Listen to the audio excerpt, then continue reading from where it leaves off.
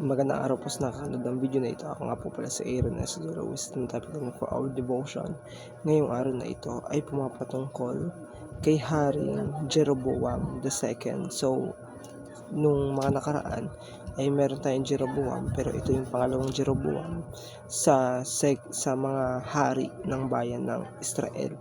So, nandun pa rin tayo sa Northern Kingdom, kung saan ito ay pumapatungkol sa mga hari na nahati, no, para dun maglingkod sa 10 tribes ng bayan ng Israel. So mababasa natin ang ating devotion sa 2 Kings chapter 14 verse 23 to 25.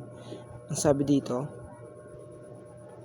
nang 15 taon ni Amayas na anak ni Joas na hari ng Juda, si Jeroboam na anak ni Joas na hari ng Israel ay nagsimulang maghari sa Samaria, at siya'y naghari ng 41 taon, so 41 years.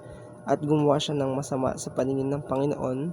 Hindi niya tinalikdan ang lahat ng kasalanan ni Jeroboam na anak ni Nebat, na dito'y ibinunsod niya ang Israel sa pagkakasala.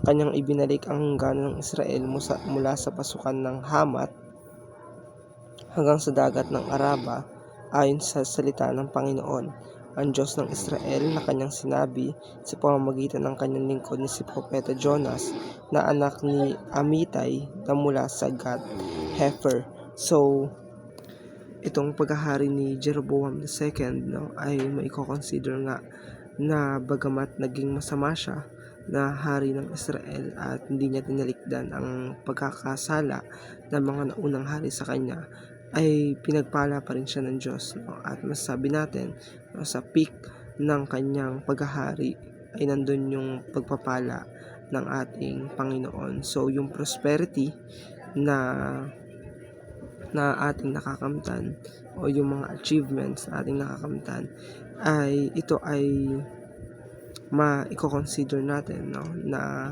kasama nito yung responsibilidad, no. Ibig sabihin naman yung mga meron tayo ay steward lamang tayo nun, at hindi yun ownership, kundi stewardship na maituturing. So sinasabi rin dito, no, minsan yung prosperity ay pinapakita nun yung spiritual decay ng isang tao pagdating sa ating Diyos, no.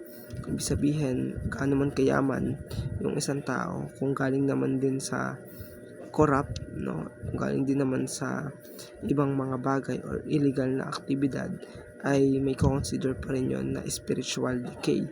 At the same time, no, yung prosperity ay dapat nating maintindihan na para lahat yon sa glory ng ating Diyos. So ibig sabihin, yung ganitong mga pagkakataon sa ating buhay na mga prosperity na ating naranasan ay para yun sa glory at para yun sa kapurihan, no, ng ating Panginoon. So tayo, no, bilang mga tao ay tayo steward lamang, at hindi tayo yung may nagmamay-ari ng kung ano ang meron sa atin. So ito lamang po ang ating devotion.